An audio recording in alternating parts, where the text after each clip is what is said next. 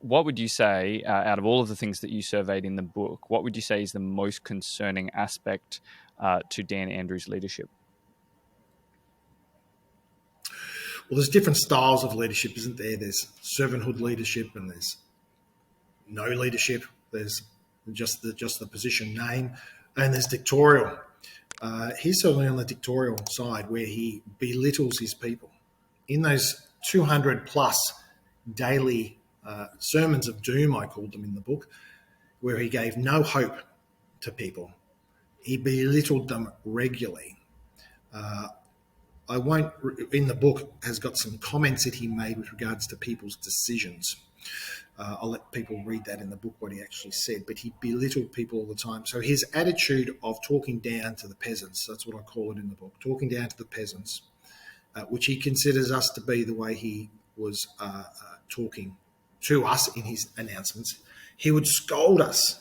It was quite unbelievable, some of his commentary, as he would bring out laws on the morning and say by 11:59 p.m. that night, these are the rules.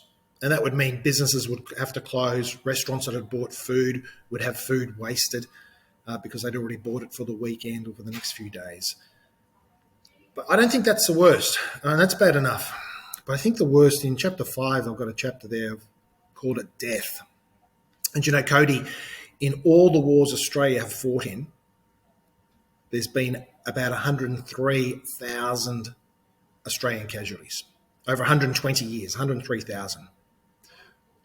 Well, Dan Andrews, since he was health minister in 2008, up to now being leader of Victoria, the Premier, has enthusiastically supported and embraced killing legislation that has killed more than double that figure. That's staggering. In 120 years of wars, we've had about 103,000 deaths, Australian deaths. And because of his killing legislation, there's been over 200,000 deaths that he has enthusiastically embraced through the legislation he's passed. And I'm talking the euthanasia bill that just passed in the last couple of years. I'm talking about abortion, where there's more than 16,000 abortions in Victoria per year. And that's about 1 in every 8 children that are killed by abortion. In July 2020, more than 800 deaths were attributable to him and his decisions, his government's decisions, on what was called the hotel quarantine debacle, where more than 800 people died. And the Ombudsman came out and said, pretty much it's the government's fault. And as Dan Andrews said, he's responsible for the government he leads and the decisions it makes. So he's really called it there that he's responsible for more than twice the amount of deaths than all the deaths in all the wars Australia have fought in. I find that most disturbing, his belittling and his support of killing legislation.